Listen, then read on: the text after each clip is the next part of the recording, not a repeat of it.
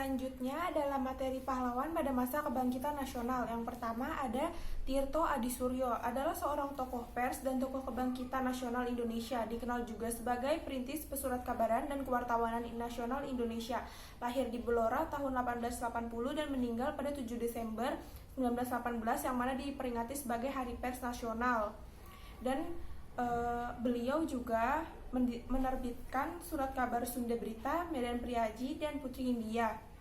Selanjutnya ada Cokro Aminoto, merupakan salah satu pemimpin organisasi pertama di Indonesia, yaitu Sarekat Islam yang lahir di Ponegoro, Jawa Timur 1883 dan wafat pada 17 Desember 1934 di Yogyakarta. Ia mendapat julukan Raja Jawa tanpa mahkota dari pemerintah kolonial karena pengaruhnya yang sangat besar.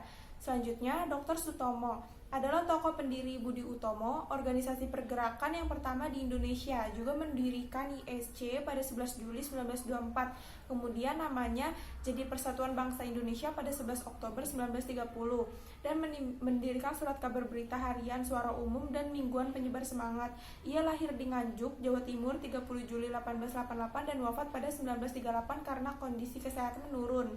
Selanjutnya, Haji Samanhudi adalah pendiri Sarekat Dagang Islam, sebuah organisasi massa di Indonesia yang awalnya merupakan wadah bagi pengusaha batik di Surakarta. Lahir di Surakarta 1878, pada 28 Desember 1996 dia meninggal.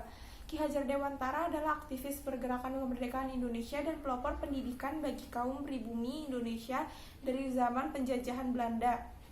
Lalu mendirikan Taman Siswa pada 3 Juli 1922. Ia aktif menulis surat kabar seperti Mirin Java dan mengkritik Belanda lewat tulisannya. Lalu menjadi anggota Sarekat Islam dan mendirikan Indis Party bersama Douwes Dekker dan Dr. Cipto Mangunkusumo.